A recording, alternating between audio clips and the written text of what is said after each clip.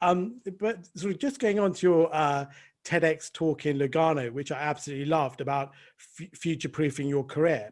And I think that looks at some elements of entrepreneurial you. And I think obviously this is a major worry for all of us today, because we're just concerned about how do we make money, how do we keep our income streams alive. And I think in a way that book is quite interesting, just in terms of trying to diversify your income stream. Don't you think so, Dorian? Yeah, thank you. I mean, certainly for me, I wrote the book Entrepreneurial You as a bit of an exploration and an exploratory journey for myself as well, because I really wanted to understand this question of how can we get better and smarter at creating passive income streams. I think this is relevant for everybody really, but for me in particular, the driver was the fact that a lot of the work that I was doing as of a few years ago was keynote speaking, which is, it's well paid. It's fairly glamorous in some ways. I mean, glamorous in some ways because you're on a stage, not glamorous in that you're like constantly in taxi cabs and overtired, but nonetheless, but I realized that it's a very wearying way to earn money. And there's a lot of things that can happen, either you just get sick of it, or maybe you get sick, maybe you get some kind of an illness, you can't do it. And that was worrisome because it was very dependent on my labor. And so I thought, how can I explore other ways to earn revenue that are not quite so dependent on the sort of time for dollars framework? And so I began writing Entrepreneurial You as a way to understand that better, to understand things like online course creation or membership communities or blogging or podcasting for money or things like that. And so I interviewed some of the smartest people that I know who run businesses in that space and have been successful, so that I could learn myself and share that knowledge with other people, so that hopefully we could all essentially level up and get a little bit more financial freedom.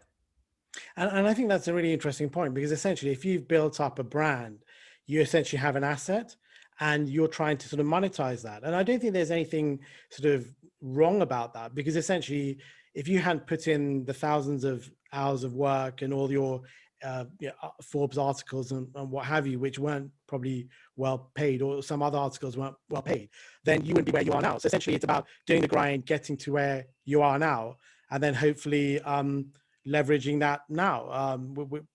Do you think so?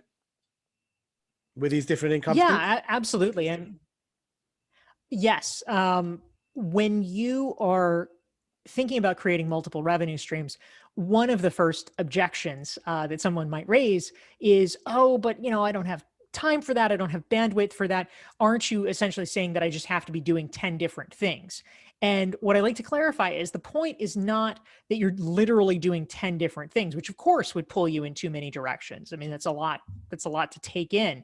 And for each one, you have to be building different audiences and communities and things like that. That's too much. What I am suggesting is that instead of what the model is for most people, which is, oh, well, I have a job and I get money from my job. That's usually it for most people. Or maybe if you have your own business, it's, oh, well, I have my own business and yeah, I offer either coaching or I offer workshops.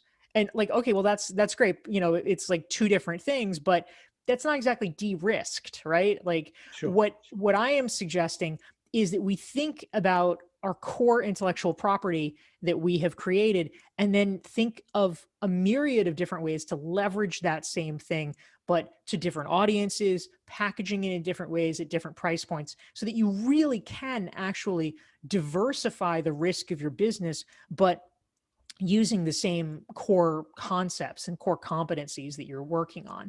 And so you're absolutely right. Once you've taken the time up front to build a trusted brand or to build a relationship with your customers, then, the good news is that anything else downstream becomes easier. If you already are a fan of my books, it's not that hard if I tell you, oh, hey, Harsha, I have a new book coming out in September.